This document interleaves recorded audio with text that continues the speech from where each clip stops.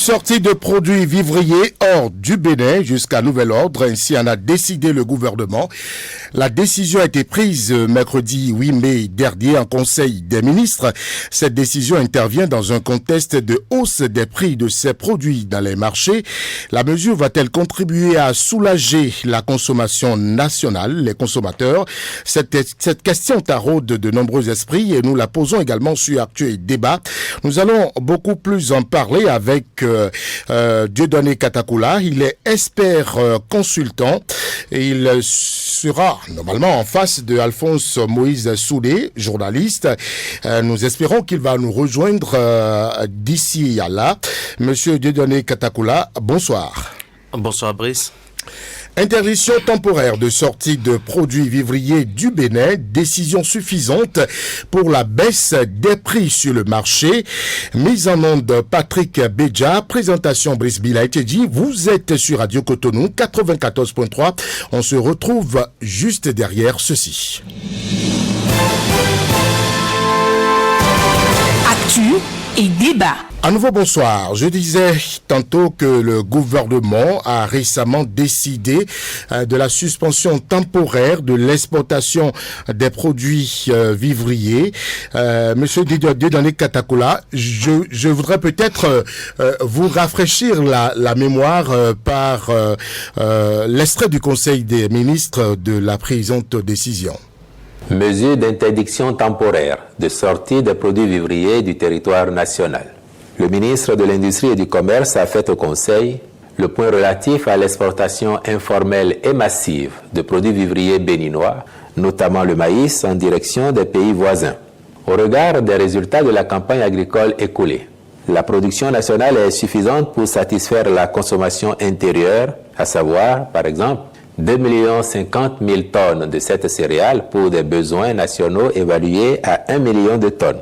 Mais il se trouve que la forte pression exercée sur ce produit, du fait de ces trafics incontrôlés, entraîne une envolée des prix sur nos marchés. En effet, de nombreux producteurs et commerçants sont portés à satisfaire les demandes en produits vivriers venant de pays étrangers au détriment du marché national. S'il est vrai que dans un contexte de libéralisme économique, c'est l'offre et la demande sur les marchés qui déterminent les prix et que la libre circulation des biens est admise dans notre espace communautaire, il n'en demeure pas moins que le phénomène prend une ampleur telle que le consommateur béninois en subit les conséquences. C'est pourquoi, dans le but d'assurer la disponibilité des produits à un coût raisonnable pour nos compatriotes, le Conseil, après avoir évalué et apprécié la situation, a décidé d'interdire temporairement, et ce jusqu'à nouvel ordre, toute exportation de céréales, maïs, riz, mil, sorgho, niébé, etc., de même que des tubercules et leurs dérivés, farine, dont le gari, etc. Les ministres concernés sont instruits de veiller à l'application stricte et sans complaisance de cette mesure. À l'instant, le porte-parole du gouvernement. Je rappelle, Dieudonné Katakula, que vous devez être normalement dans ce studio avec Alphonse Moïse Soudé. Nous espérons qu'il va nous rejoindre d'un instant à l'autre. À nouveau, bonsoir. Bonsoir. Vous venez de suivre le porte-parole du gouvernement sur cette décision-là d'interdire l'exportation des produits, de certains produits vivriers. Comment appréciez-vous cette décision ? Merci beaucoup. Je pense que tout gouvernement responsable devrait quand même se prononcer par rapport à la situation. Aujourd'hui, où vous avez le prix du maïs qui a quitté le tongolo de maïs qui est passé jusqu'à 400, 450 à certains endroits. Et vu le pouvoir d'achat modeste d'une bonne partie des Béninois et voyant que le maïs est considéré comme un aliment de base dans la ration alimentaire des Béninois, il est normal que le gouvernement puisse réagir en prenant des mesures qui permettent de pouvoir diminuer les prix. Maintenant, votre question c'est, est-ce que cette décision du gouvernement permet de baisser les coûts de ces produits-là? Je crois que à moyen terme, oui, ces mesures vont permettre quand même de baisser les coûts. Parce que vous savez, il y a deux choses qui pourraient amener cette décision du gouvernement à avoir des effets positifs. Avant la décision va contenter la consommation locale, baisser les prix, Dieudonné Katakula, je dois savoir, vous avez jugé la décision de bonne? Oui, je pense parce qu'on doit quand même faire quelque chose. On ne peut pas rester dans un libéralisme total et ne pas pouvoir permettre aux populations de souffler. Parce que même dans les plus grands États libéraux, il y a quand même une certaine forme de protectionnisme qui permet à ces États d'avoir quand même un certain équilibre économique quant à un certain nombre de spéculations ou quant à un certain nombre de produits qu'ils jugent vitaux pour leur économie et pour leur population. Voilà. Est-ce que la décision ne va pas léser quelque peu les producteurs, les commerçants? À l'heure où nous parlons, je crois que les produits ne sont plus dans les mains des producteurs. Lorsque vous faites les enquêtes, vous descendez sur le terrain, vous comprenez que les producteurs même ont du mal aujourd'hui. Les vrais producteurs qui sont à la base ont vraiment aussi du mal à s'approvisionner dans ces produits parce que ces producteurs... Les produits sont dans quelle main? C'est là que j'en viens à mon premier point. C'est-à-dire que lorsque vous êtes pour certaines spéculations comme le maïs par exemple, lorsque vous êtes au mois d'octobre, au mois de septembre, au mois de novembre, les prix de ces produits sont relativement bas. C'est-à-dire qu'à cette période de l'année dernière, vous avez le maïs presque à 15 000. Qu'est-ce qui se passe? C'est qu'il y a certains opérateurs économiques, certains commerçants qui achètent les produits en quantité et constituent des stocks. Ils achètent ces produits en quantité, stockent ces produits et attendent le moment où il y aura la période de soudure, attendent la période de soudure, c'est-à-dire les moments où les paysans ont fini de récolter, ont fini de brader et donc le moment où les paysans commencent à semer à semer de nouveau ces produits. Donc, entre le moment où on a récolté et le moment où les paysans commencent à semer, il y a que les prix se renchérissent d'une manière ou d'une autre.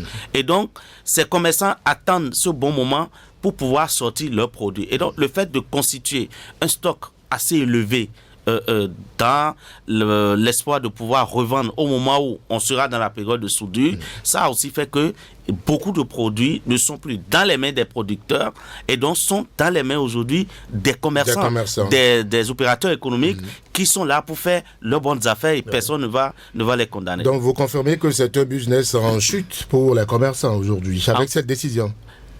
Non, c'est à eux de voir. Moi, je pense que la mesure du gouvernement, c'est quoi? Puisque l'exportation s'ils ne sortent pas les produits, ils prennent le risque de garder les produits pour un an encore. Et donc, avec le risque qu'il y ait de la détérioration du produit, donc que le coût du produit baisse. Et aussi le fait que d'ici d'ici 2-3 mois, on va passer à la nouvelle récolte de maïs. Et donc, lorsque les nouveaux maïs viennent sur le marché, c'est que c'est des coûts relativement bas. Et donc, les anciens maïs qu'ils ont ne seront plus aussi compétitifs. Lorsque la personne n'a pas le pouvoir d'achat, entre l'ancien maïs qui coûte cher et le nouveau maïs qui peut obtenir à un prix bas, il préfère satisfaire ses besoins du moment. Alors, Monsieur Dieudonné Katakola, je rappelle que vous êtes expert consultant dans ce studio sur Actu et Débat, normalement avec Alphonse Moïse Soudé, qui, nous espérons, va nous rejoindre d'ici à là. Ce n'est quand même pas la première fois que le gouvernement prend une telle décision. Oui, c'est pas la première fois que le gouvernement prend une telle décision. Je me souviens que même l'année dernière déjà, il y a eu la décision était même plus rude parce que les gens qui sortaient les produits frauduleusement, l'ordre était donné au préfet et à tous les responsables de la police d'arrêter systématiquement les produits et de revendre aux enchères les produits arraisonnés dans les heures qui suivent ou bien dans les jours qui suivent, de revendre systématiquement les produits aux enchères à un prix indiqué pour décourager ceux qui sortent les produits de cette façon. Donc, je crois que c'est une pratique qui se fait depuis toujours. Mais il y a une chose qu'on aurait pu faire en amont. C'est vrai qu'on n'est pas obligé de perpétuer des systèmes qui peut-être à un moment donné avaient laissé croire des corruptions dans un passé récent. Vous voyez le système de la constitution des réserves par l'État. Donc, normalement, à cette période où nous sommes, c'est-à-dire que quand à la période où les produits sont un peu moins chers sur le marché, l'État, par l'intermédiaire d'un système mis en place, arrive aussi parfois à constituer des réserves et Et lorsque les prix sont élevés, lorsque les spéculateurs et les commerçants font de la surenchère, l'État sort ses réserves à un prix indiqué, et ça permet d'équilibrer le système ONASA sous un autre régime. Le système ONASA, mais on n'est pas obligé de faire. Il y a d'autres manières où on peut implémenter pour que l'État puisse aussi faire des réserves. Vous avez une proposition plus potable que le système ONASA, par exemple? Non, moi je crois que ici maintenant, là où nous sommes aujourd'hui, maintenant, il faut parer au plus pressé, et donc la fermeture des frontières par rapport à la sortie de ces produits, c'est la décision qui paraît la plus juste. Mais sincèrement et personnellement, je suis fermer la frontière? Non, moi je suis pour la loi du marché. C'est vrai que puisque du côté du Niger, la frontière est fermée, les produits ça passe. Il n'y a pas que le Niger, il y a le Nigeria. L'exemple du Niger. Il y a le Nigeria, il y a le Niger. Le chef d'État a déploré récemment le fait que la sortie est incontrôlée, ça va n'importe où, surtout du côté du fleuve Niger, malgré la fermeture des frontières. Donc, en fait, si on ferme les frontières, je pense le problème ne sera pas résolu. Non, le problème sera résolu. Le Bénin a déjà fait l'expérience, pas de la fermeture des frontières, mais en décidant d'avoir une vigilance plus accrue dans la surveillance de la sortie d'un certain nombre de spéculations du pays.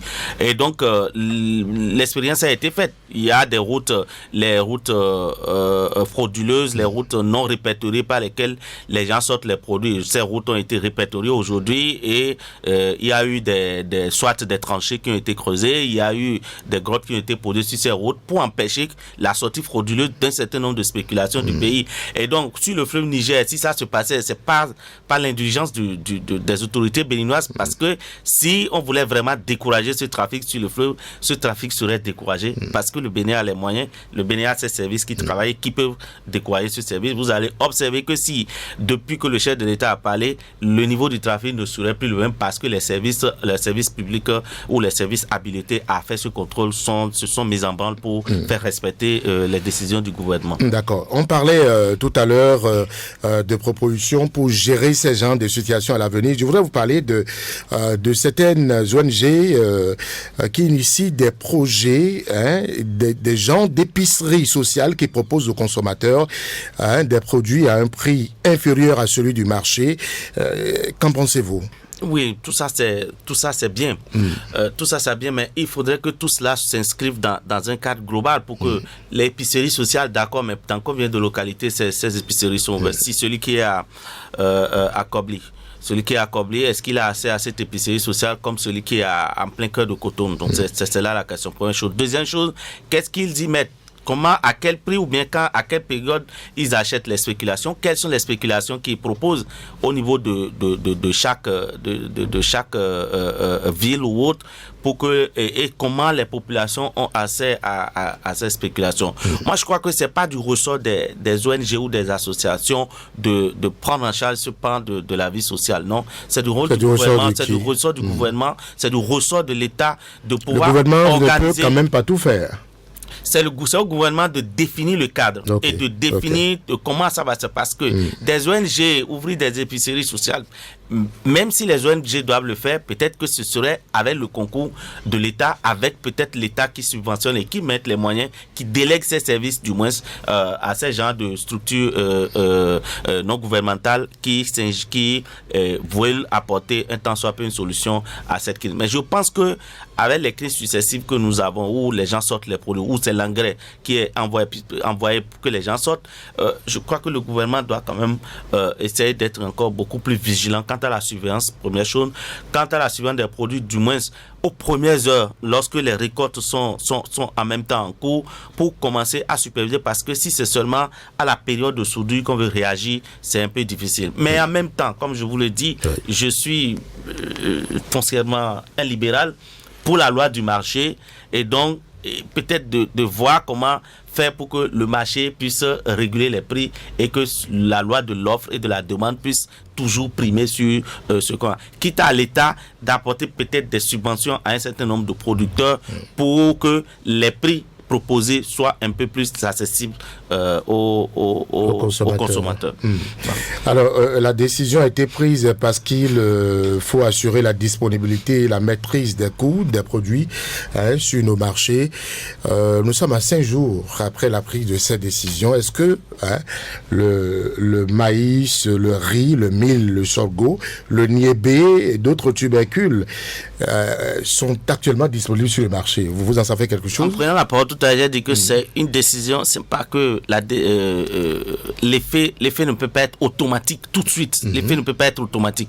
L'effet sera graduel. Lorsque ceux qui ont constitué des stocks et vont commencer à voir qu'ils ne pourront plus sortir ces stocks, lorsqu'ils vont constater que leurs cargaisons seront arraisonnées, arrêtées et vendues aux enchères, lorsqu'ils verront que la nouvelle récolte approche, ils seront obligés de commencer à sortir leurs produits. Et puis parmi eux, il y en a beaucoup aussi qui ont fait des prêts bancaires et autres. Donc ils ont des échéances qu'ils doivent satisfaire pour pouvoir honorer leurs engagements vis-à-vis de ces établissements financiers. Et donc d'ici quelques semaines, normalement, les effets seront palpables sur le terrain. Il faut attendre encore peut-être 10 jours, 2 semaines. Parce que c'est des mesures que le gouvernement avait déjà essayé et ça a marché. Donc il n'y a pas de raison que cette fois-ci ça ne marche pas. À moins qu'on ait affaire à des groupes bien organisés et vraiment que ce ne soit pas que ce ne soit pas assez de monde qui soit dans le business. Si c'est juste si c'est quelques personnes, alors là c'est compliqué parce que ceux-là peuvent engager le bras de fer. Mais les petits commerçants, les petits les petits bras qui sont dans les produits tropicaux, ils ne peuvent pas longtemps conserver les produits en stock. Ils seront obligés de sortir les produits.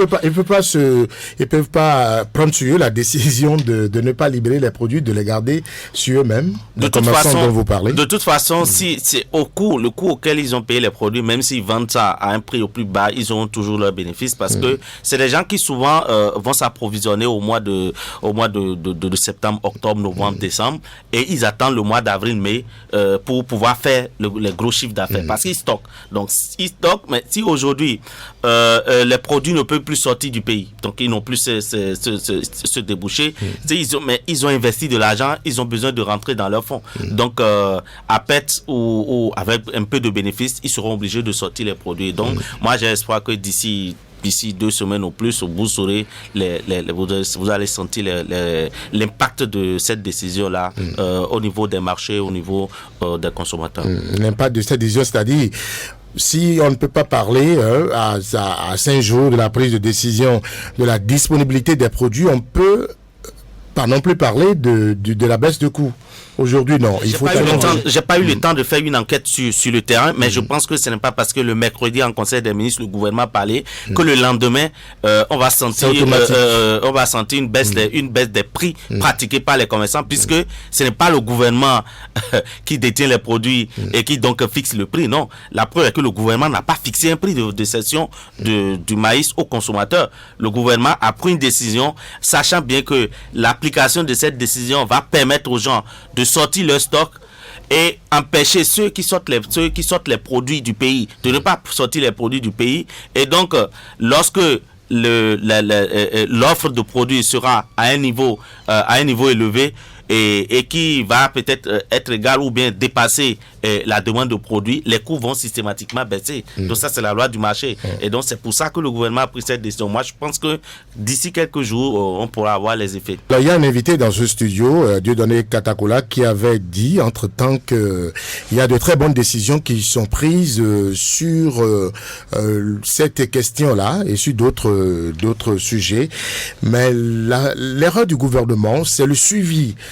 Vous avez dit qu'il faut attendre quelques jours pour voir la disponibilité des produits sur le marché et puis la réduction peut-être du coût. Mais lui pense que on peut attendre 1 mois, 2 mois. Il n'y a plus de suivi. On prend les décisions et puis ça s'arrête là. Vous êtes d'avis? Le gouvernement n'a pas pris une décision pour fixer les prix des produits. Et donc, du moment où on n'a pas fixé un prix un prix plancher pour dire à partir de 3,50 ou bien on n'a pas fixé un prix plafond, les mesures de contrôle dont on parle ne sont pas sur le contrôle au niveau des prix pratiqués au niveau du marché. C'est quoi?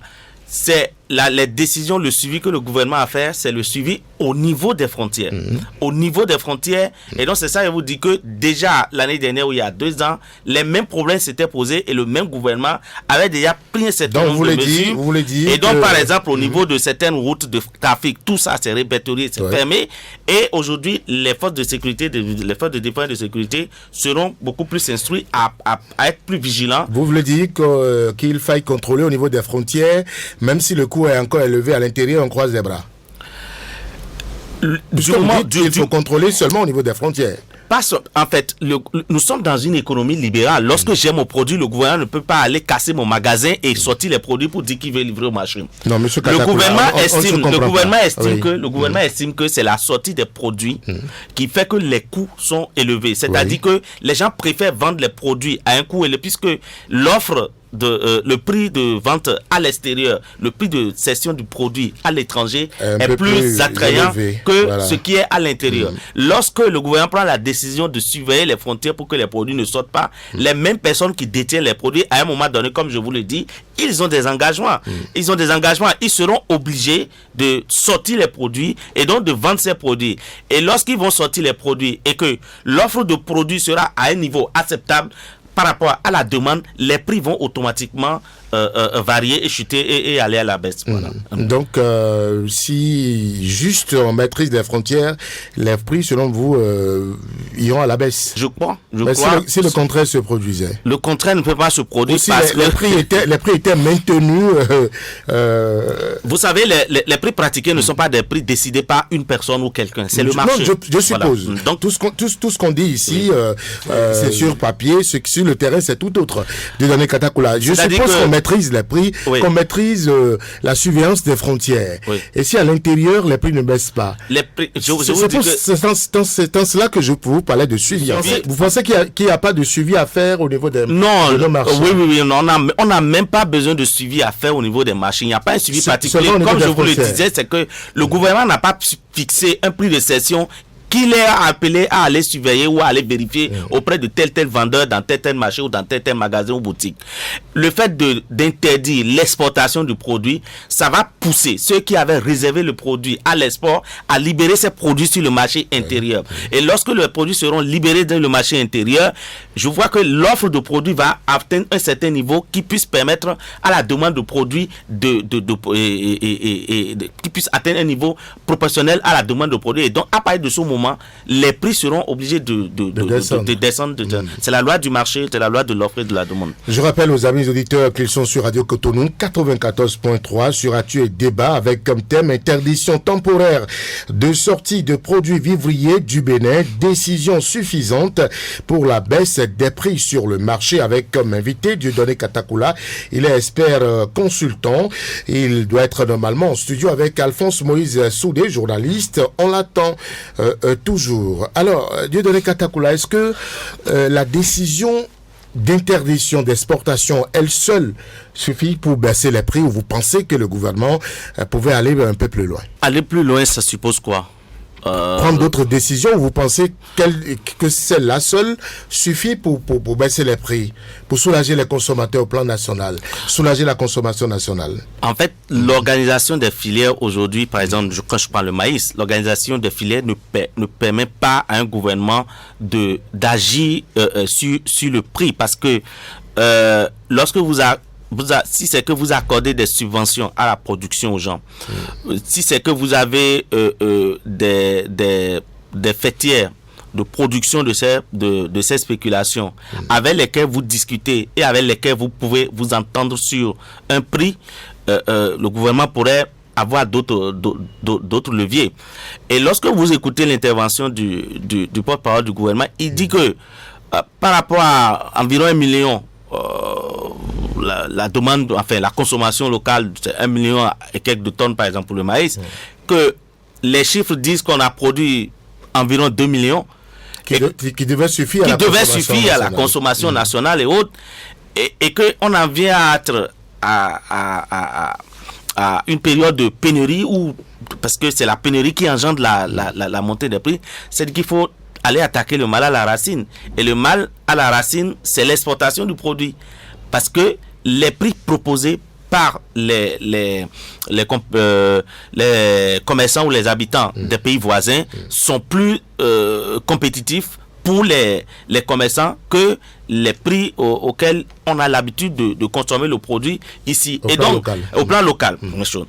À partir de ce moment, ils ont leur stock, ils attendent que la fenêtre s'ouvre pour qu'ils sortent les produits, ils s'organisent pour vendre les produits, pour exporter les produits. Donc, à partir du moment où le gouvernement va ouvrir un peu plus les yeux sur l'exportation des produits vivriers, ils auront une quantité énorme de marchandises sous les bras. Et soit ils choisissent de laisser pourrir, soit ils choisissent d'amener ça sur le marché. Et je crois que c'est l'effet que le gouvernement attend en prenant une telle décision, c'est-à-dire contraindre ceux qui veulent exporter le produit à un moment donné à ouvrir leur magasin et à amener ces produits sur le marché. Et lorsque ces produits vont venir sur le marché, je crois que par rapport à la demande, les coûts vont baisser naturellement. Donc, est-ce qu'il y a d'autres contrôles à faire? Bon, puisque, comme je le disais aussi tout à l'heure, le gouvernement n'a pas... Les vivriers ne sont pas aussi organisés qu'un certain nombre de secteurs comme le coton, comme l'anacade, comme l'ananas qui tente aussi de s'organiser. C'est les petits producteurs. Chacun fait 1 hectare. D'autres font une parcelle de maïs. D'autres font un demi-hectare de sorgho et autres. Donc, à partir de ce moment, c'est difficile de les organiser. Et il y a des commerçants, des commerçants un peu véreux qui aussi font leur business. Et donc, ce qui se passe aujourd'hui, ce n'est pas seulement, ce n'est pas les producteurs, comme je vous l'ai dit, qui font de la spéculation. Eux-mêmes sont victimes aujourd'hui d'avoir bradé très tôt les produits. Il y a même des commerçants qui, lorsque les gens sèment tout de suite, ils visitent les champs, ils payent déjà le produit avant même la récolte. Ils donnent l'argent déjà pour permettre aux paysans d'entretenir le champ et pour que lorsque le produit sera prêt, il soit celui à qui on livre le produit. Comment prévenir ces situations à l'avenir? On a dit tout à l'heure que c'est pas la première fois que le gouvernement prend cette décision. Est-ce que toutes les années, on va attendre que les mêmes situations, le prix grimpe, on interdit l'exportation, le prix grimpe, le consommateur souffre d'abord, ils ont souffert plusieurs mois. Comment prévenir? Non, moi, au-delà de la prise de décision dans l'urgence comme c'est fait maintenant et que ces urgences se répètent, donc une urgence qui se répète n'est plus une urgence. Donc, je crois que le gouvernement doit structurer une façon de pouvoir prévenir ces genres de choses où les prix montent à un moment donné. Puisque ce qui vient, on n'est pas surpris, on ne doit pas être surpris de cette montée des prix. Parce que c'est cyclique et tout le monde sait qu'à partir de fin mars, début avril, début mai, que les prix vont augmenter. Donc, à partir de ce moment, il faut qu'on trouve un mécanisme pour pouvoir réguler les prix sur le marché.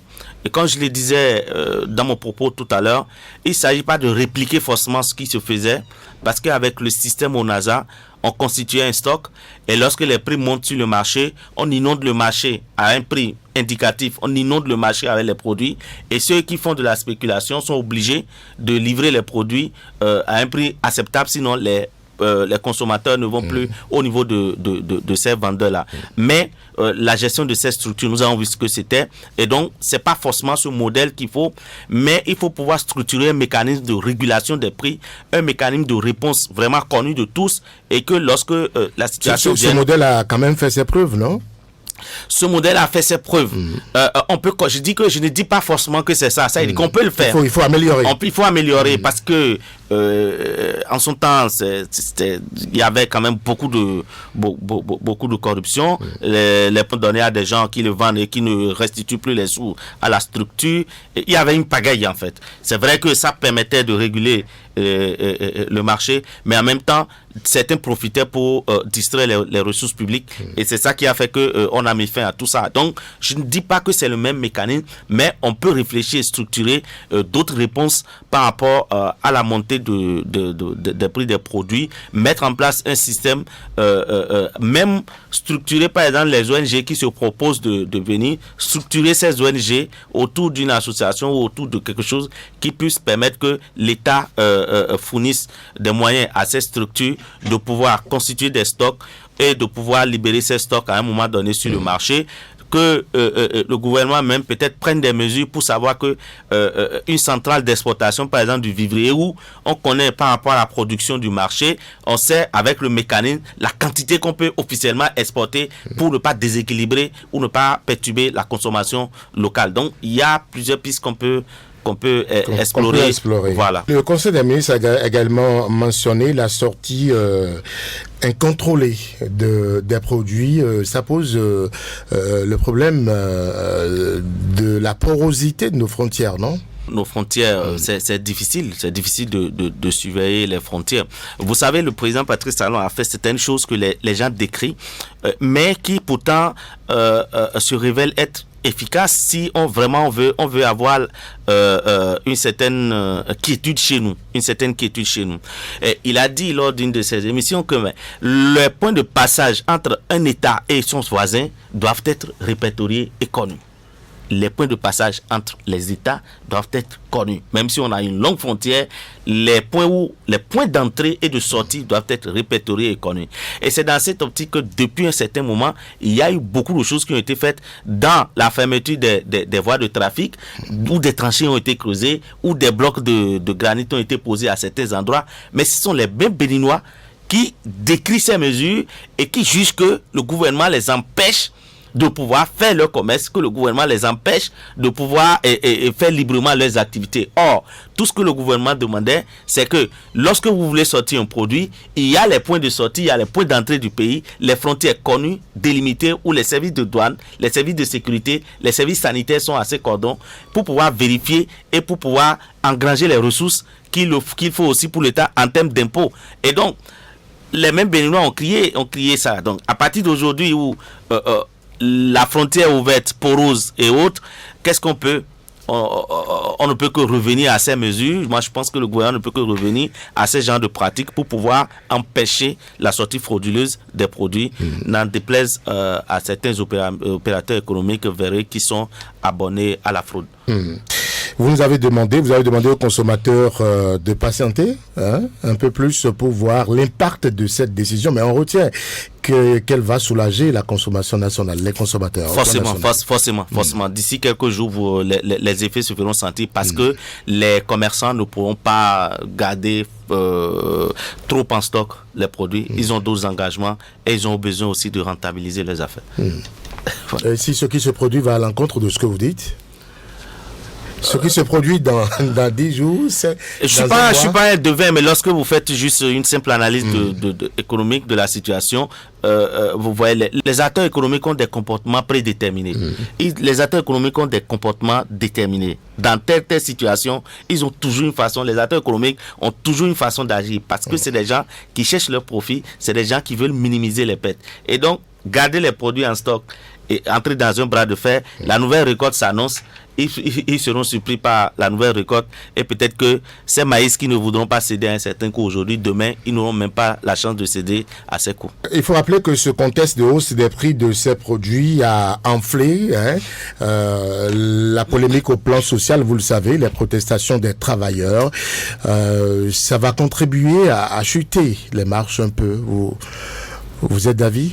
Bon, vous savez, depuis 2016, le mouvement syndical a connu, je dirais, est-ce que c'est une révolution, je dirais, les pratiques syndicales ne sont plus les mêmes que ce qu'on a observé ou pour oui ou pour un non, on allait dans la rue et autres. Et donc, si la baisse, la hausse des produits des spéculations locales, des prix de spéculation locale a été un motif pour eux de sortir, de pouvoir faire cette marche. La principale revendication, c'est le coût de vie cher. Le coût de vie cher. Ouais. Donc, je crois que d'ici là, ce motif ne pourra plus être brandi parce que d'une manière ou d'une autre, les coûts vont baisser. Et les syndicats pourront toujours parler de vie chère. Parce que les mesures prises aujourd'hui n'impactent même si les coûts baissent. Oui, les mesures prises aujourd'hui par le gouvernement n'impacteront que les spéculations locales, c'est-à-dire les produits locaux, les produits vivriers locaux. Et même, cela ne veut pas dire que le prix du riz importé, le riz indien ou le riz taïwanais, que ça va impacter le coût de ces produits, puisque ces produits viennent du marché international. Que l'huile importée ou tout ce qui est importé et qu'on mange, la tomate en boîte, tout ce qu'on mange et qui est importé, Ça ne veut pas dire que la mesure du gouvernement va impacter ces produits-là. Et donc, oui, le prix du maïs qui est une denrée de base, le haricot... Ne pensez-vous pas qu'il faille s'adapter à la nouvelle situation, par exemple, changer de mode de vie? Monsieur Bill, vous êtes béninois, je ne sais pas de quelle région vous êtes, mais vous voyez, moi, quand je passe 3 jours sans que je ne mange la pâte de maïs, c'est comme si je n'ai pas encore mangé. Mais on ne peut pas manger la pâte de maïs tous les jours. Il faut quand même y introduire dans certains foyers dont vous parlez. Non, mon frère, oui, dans certains foyers. Les produits importés. Non, dans certains foyers, vous savez, vous êtes à Cotonou ici, vous êtes dans votre luxe, dans vos studios ici, vous avez le luxe de rouler même dans votre voiture climatisée. Dans des localités reculées, dans les villages, dans les coins, dans les recoins, les gens, 6 fois, peut-être 6 jours sur 7 dans la semaine, ils consomment la pâte. Ils consomment, ou bien c'est la pâte de mil, ou bien c'est bouillie de mil, ou c'est pâte de maïs. C'est leur denrée de base. Ils n'ont pas accès à un certain nombre de produits tels que nous l'avons dans les villes. Et donc, leur demander de changer d'habitude alimentaire ou de vie, c'est simplement leur demander de ne plus manger, puisque les produits de substitution qu'ils auront, ces produits de substitution sont la plupart importés et ils n'ont pas le pouvoir d'achat pour accéder à ces produits. Quand je dis de changer d'habitude alimentaire, vous l'avez dit, c'est vrai que la mesure dont on parle va contribuer à baisser les prix, mais les acteurs sociaux vont toujours continuer à parler de vie chère, puisque les produits importés seront toujours à leur prix. Est-ce qu'il faille changer de mode de vie? C'est ce que je demande. Vous demandez aux intellectuels, aux fonctionnaires de s'abonner. Moins le riz, moins le couscous et autres. Bien sûr. Bon, si c'est la classe moyenne, et la classe moyenne, s'ils ont leurs moyens, on ne peut pas les empêcher de consommer. Et donc, de toute façon, tout le monde crie la vie chère, mais personne ne doit argent. Donc, les gens arrivent à trouver les substitutions nécessaires pour pouvoir continuer. Vous pensez que personne ne doit argent? Je le saurais, mais ce que je voudrais dire, c'est que si le prix du riz est cher, élevé, il y a plusieurs variétés de riz. Si vous aviez l'habitude de manger une certaine qualité de riz et que le coût ne vous permet plus, lorsque vous prenez les 2 mesures ou une mesure de satisfaire vos 6 enfants et votre femme, vous serez obligé de prendre un riz qui n'est pas d'une certaine qualité, de continuer, ou bien de mélanger avec du haricot, de faire le waché ou autre. Donc, les gens savent comment ils peuvent s'en sortir. L'essentiel est que les produits qui sont les spéculations qui sont produits au plan local, que nous puissions tout au moins avoir la maîtrise des coûts des prix d'accès à ces produits, puisque ce sont des choses qui sont produites chez nous. Et donc, il n'est pas question que nous puissions atteindre un certain niveau de coût qui empêche les populations d'y accéder. Premièrement. Deuxièmement aussi, la recherche de la baisse du coût, c'est-à-dire par exemple pour la production qui vient, que les gens ne pensent pas que le gouvernement sera obligé par exemple de fixer le prix de cession du kilo de maïs, parce que après tout chaque producteur a mis ses moyens pour pouvoir produire, et c'est ce producteur qui sait à combien il va livrer. Et donc c'est pour ça qu'il faut toujours laisser la loi du marché et la loi du marché s'exercer.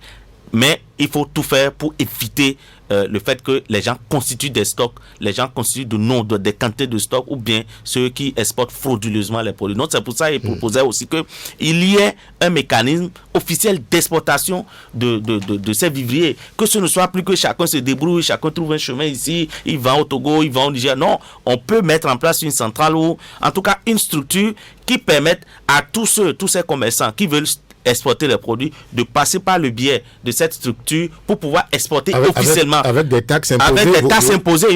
Vous ne pouvez pas sortir des produits. Vous pensez que c'est la meilleure méthode? Il faut des taxes, parce que vous savez, les vivriers là, les engrais utilisés pour ces vivriers sont fournis par l'État béninois.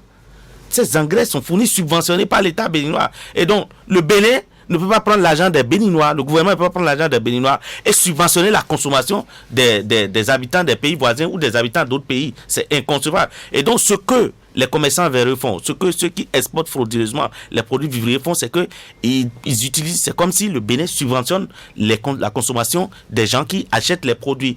Eux, ils font leurs bénéfices. Le Bénin ne tire aucun impôt, mais au contraire, on investit dans l'engrais qui est subventionné, et c'est la subvention qui fait que nous avons un rendement au niveau des produits, et qui fait que nous avons des excédents de production, et ces excédents de production, normalement, si ces excédents doivent être vendus ailleurs, il faut payer les taxes. puisque à un moment donné, il faut que l'État trouve toujours les moyens de continuer à subventionner la production d'une manière ou d'une autre.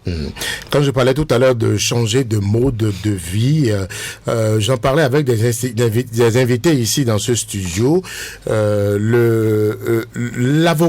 L'avocat israélien est disponible sur le marché européen.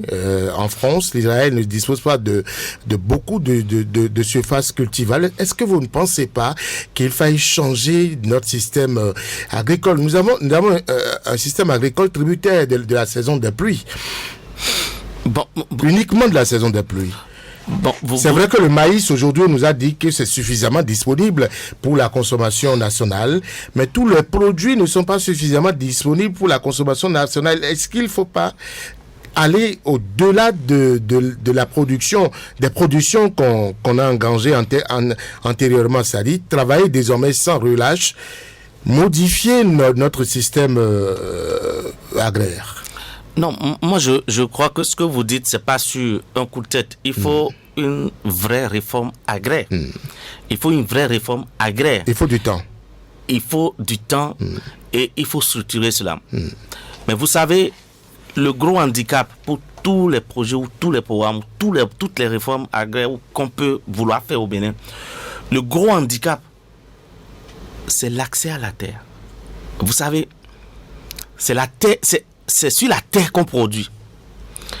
Mais au Bénin, les terres appartiennent aux collectivités et aux individus. Lorsque quelqu'un décide, ou même si l'État décide aujourd'hui de réquisitionner des domaines ou des domaines vraiment qu'on voit à fort potentiel agricole, l'argent, le dédommagement que l'État a payé déjà permet déjà de valoriser et de viabiliser la zone, afin que les producteurs puissent se lancer. Et donc, c'est un problème qu'il va falloir régler. Et personne n'a le courage d'adresser ces problèmes actuellement. Et même le pouvoir du président Talon, malgré sa bonne volonté de promouvoir le secteur agricole, et Dieu sait tout ce qui se fait, on n'a pas encore eu le courage d'aller au niveau de la réforme agraire pour que les terres cultivables qui sont répertoriées, pour qu'on prenne de mesures fortes pour déclarer d'utilité publique ou pour nationaliser ces sols. Est-ce qu'aujourd'hui, les gens sont prêts à céder ces terres? Parce que, écoutez, quittez Cotonou, faites un tour. Quittez Cotonou, vous prenez la route, vous voulez aller à Nati, vous prenez la route, vous allez à Manaville ou à Kandi.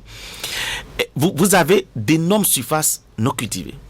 D'énormes surfaces. C'est-à-dire que je me demande si les Béninois cultivent le 1 millième ou le 1 centième des terres cultivables disponibles. Et donc, si quelqu'un se lève, les terres où, depuis qu'on nous sommes nés, personne n'a jamais cultivé un grain de maïs là-dessus, si quelqu'un se lève et se met là, le lendemain, il a les propriétaires qui viennent à cette hausse. Et donc, il va falloir réformer le monde agricole. Au-delà de ce qui se fait, il y a beaucoup de choses qui se font depuis 2016 pour redonner vraiment vie au monde agricole. Mais il va falloir réformer pour permettre aux coopératives ou à un certain nombre de personnes qui ont l'argent, mais je ne parle pas des Chinois ou des Malaisiens qui viennent payer des domaines et qui produisent des produits à l'export, non. Des locaux qui ont les moyens, à qui on concède des surfaces en affermage peut-être, et qui pourront payer des redevances à l'État, et à partir de ce moment, l'État pourra structurer un certain nombre de choses, par exemple la recherche sur les semences, des semences améliorées, le circuit de distribution du produit jusqu'à l'export, l'organisation de tous les corps de métier qui pourront, même si on va à la transformation. Et donc, c'est un problème général qui mérite une solution globale. Mais pour l'instant, toutes les décisions prises, c'est des décisions d'urgence. Or, on ne peut pas continuer à prendre des décisions d'urgence à chaque fois parce que c'est des phénomènes cycliques. C'est comme si, par exemple, il y a une inondation à Cotonou, il y a une inondation à Tiémé, et on se dit on est surpris. Non, tout le monde sait que chaque année, il y a des inondations dans ces zones-là. Voilà. Alors, je voudrais partager l'expérience guinéenne avec vous, que j'ai lu, qui m'a impressionné. L'armée en Guinée-Conakry dispose de près de 5000 hectares. L'armée cultive les produits vivriers qu'elle consomme elle-même et quelle revance sur le marché? Est-ce que peut-être on ne va pas essayer cette expérience chez nous? Ici, l'armée, on a vu l'armée construire des écoles, l'armée dans le BTP, tout ça. L'armée dans les champs pour la culture des produits vivriers. Il y a des expériences qu'il ne faut pas entamer. Il y a des expériences qu'il ne faut pas faire. Personnellement, je ne suis pas pour ces pratiques.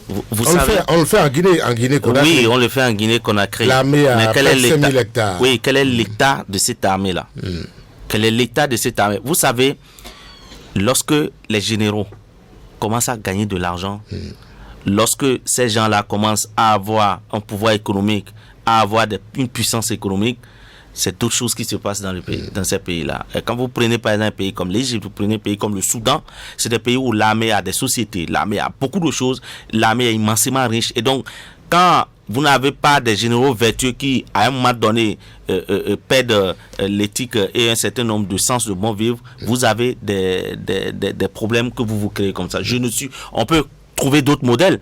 On peut trouver d'autres modèles parce que vous mettez l'armée qui produit, les produits sont distraits la plupart du temps. C'est les généraux et les gens qui sont à l'heure autour d'eux qui en profitent la plupart du temps. Et quand les produits sont vendus, ils rendent compte à qui l'armée n'a pas vocation à avoir du bénéfice. L'armée n'a pas vocation à avoir beaucoup d'argent. Dans les pays où ça s'est fait, c'est des pays où l'armée est tellement puissante que aucun gouvernement, aucun peuple n'arrive à le faire face. Nous avons aujourd'hui les cas au Soudan. Allez voir le pouvoir de l'armée, aller au Myanmar, actuelle Birmanie, le pouvoir de l'armée. Et donc, c'est quand on commence à concéder ces petites parcelles de pouvoir économique à l'armée qu'à un moment donné, elle devient un comptoir. Personnellement, je ne souhaite pas cela pour le Bénin. Qu'on s'aventure sur cette piste-là. Voilà, personnellement. Alors, nous égrenons les dernières minutes de cette émission. Malheureusement, le second invité ne nous a pas rejoint en studio. Un appel peut-être en direction des consommateurs et du gouvernement?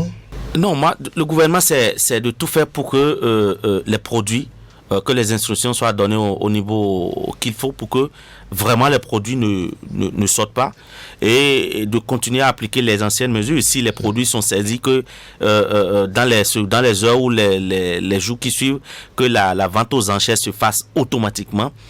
Pour que les gens savent que et si on les arrête, ils seront découragés. Pour les consommateurs, c'est que chacun essaie de payer ce qu'il de constituer seulement quelques stocks, c'est-à-dire que de ne pas payer plus qu'on en a besoin. Si vous avez l'habitude de payer le maïs pour une semaine ou pour 2 semaines, de ne pas changer d'habitude pour dire que bon, quand le maïs est cher, je n'ai pas l'habitude de payer un sac, maintenant je paye un sac. Donc tout ça additionné, ça fait du stock, ça fait que on retire une quantité du marché et le fait de retirer des quantités du marché participe aussi du renchérissement des coûts. Donc que les gens consomment ce dont ils ont besoin, qu'ils achètent ce dont ils ont besoin simplement. Merci Dieudonné Katakula. Je rappelle que vous êtes expert consultant dans ce studio pour opiner. Expert consultant en communication et relations publiques. Et relations publiques, voilà. La précision valait la peine. Vous étiez dans ce studio pour opiner sur le thème interdiction temporaire de sortie de produits vivriers du Bénin. Et la décision suffit-elle pour la baisse des prix sur le marché? Merci d'avoir été chez nous sur Radio Cotonou 94.3. Dieudonné Katakula. Merci à toi. À la mise en onde, Patrick Abedja, Brice Bilaïtjedji à la présentation. Merci également à Job Chikpe. Merci à vous qui étiez à l'autre bout de cette communication, amis auditeurs de la 94.3. Ce fut un plaisir. À bientôt.